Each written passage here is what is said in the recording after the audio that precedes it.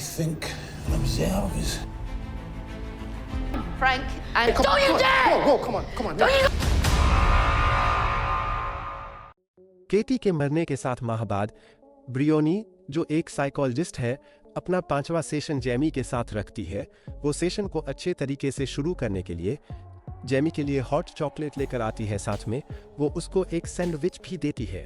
Brioni मुस्कुराकर कहती है, मैं सोच रही थी कि शायद तुमने कुछ खाया नहीं होगा, इसलिए मैं तुम्हारे लिए ये सैंडविच ले आई हूँ। जेमी कुछ पल के लिए खामोश रहता है, फिर धीरे से मुस्कुराता है। उन दोनों के दरमियान यहीं से बातचीत का सिलसिला शुरू होता है, एक ऐसी गुफ्तगू जो आगे चलकर कई राज खोलती है और कुछ दिलचस्प मोड़ भी लाती है। ब्रियोनी जेमी से सवाल करती है, तुम्हारे डैड क्या करते हैं? जेमी थोड़ी देर सोचकर कहता है, वो टॉयलेट्स फिक्सिंग का काम करते हैं और वो काफी घंटों तक काम करते हैं क्योंकि वो मेहनती हैं। ब्रियोनी फिर मुस्कुराकर पूछती है, क्या तुम्हारे डैड की नेचर प्यार करने वाली है? जेमी थोड़ा रुक कर कहता है, कभी कभी वो बहुत ज्यादा नरमी से बात करते हैं। ब्रियोनी और सवाल करती है, क्या वो हर वक्त गुस्सा करते हैं? जेमी कुछ उलझन में आकर कहता है, ये थोड़ा अजीब सवाल है। हाँ, वो गुस्सा करते हैं। मैं इस बारे में इतने यकीन से नहीं कह सकता। हाँ, मगर मुझे उन्होंने कभी कुछ नहीं कहा। जैसे आम लोग गुस्सा करते हैं, वो भी ऐसे ही हैं। मगर एक दफा उन्होंने गुस्से में साइबान को नीचे गिरा दिया था।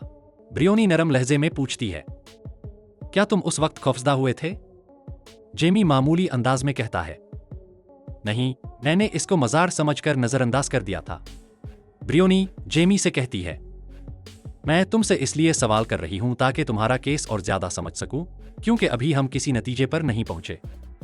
ब्रियोनी जेमी को बैठने के लिए कहती है। जेमी गुस्से में ब्रियोनी से सवाल करता है, क्या तुम हर बार ऐसे ही मुझसे सवालात करोगी और फिर वापस चली जाओगी? ब्रियोनी कहती है, तुम सिर्फ आराम से बैठ जाओ, मैं तुमसे अब इस बारे में सवाल नहीं करूंगी। जेमी गुस्से में चिल्लाता है।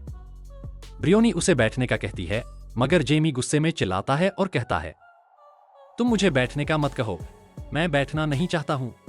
और मुझे ये मत बताओ कि मुझे कब बैठना है। और तुम मुझे अपने हिसाब से क्यों चला रही हो? मेरी तरफ देखो, तुम मेरी जिंदगी को अपने हिसाब से मत चलाओ। इस मामले से खुद को निकाल दो। इतने में गार्ड आ जाता है और पूछता है, क्या सब ठीक है? ब्रियोनी कहती है, हाँ, यहां सब ठीक है। गार्ड जेमी से पूछता है।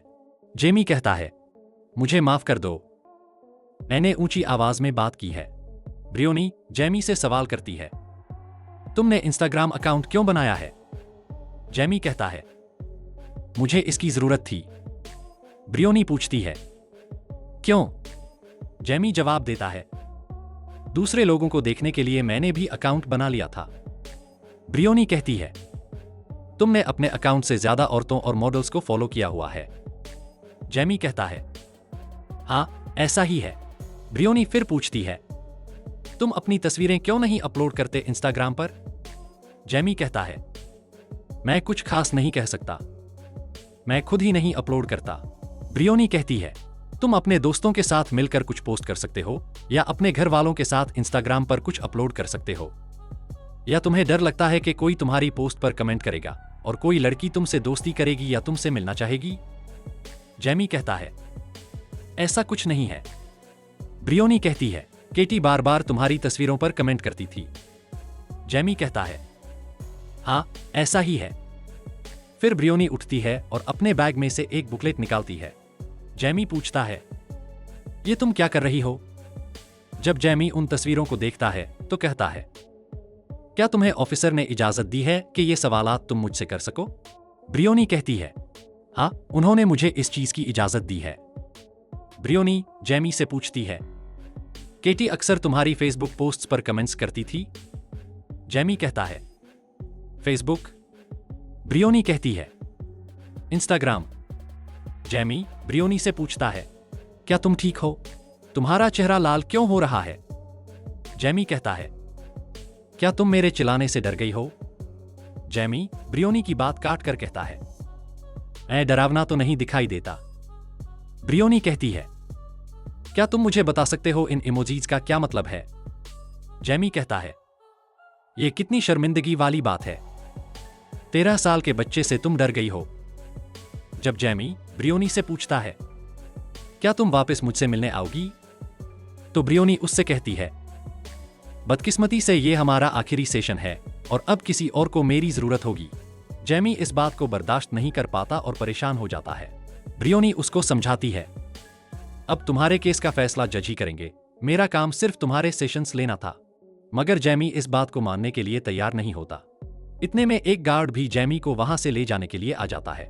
जैमी ब्रियोनी से आखिरी सवाल करता है, क्या तुम मुझे पसंद करती हो? ब्रियोनी कहती है, मैं एक प्रोफेशनल हूं और ये मेरी नौकरी है। जैमी कहता है, एक इंसान होने के तौर पर तुम मुझे बताओ, क्या तुम मुझे पसंद करती हो? ब्रियोनी इस बात से इनकार करती है। यह सुनकर जैमी ब्रियोनी पर चीखने लगता है।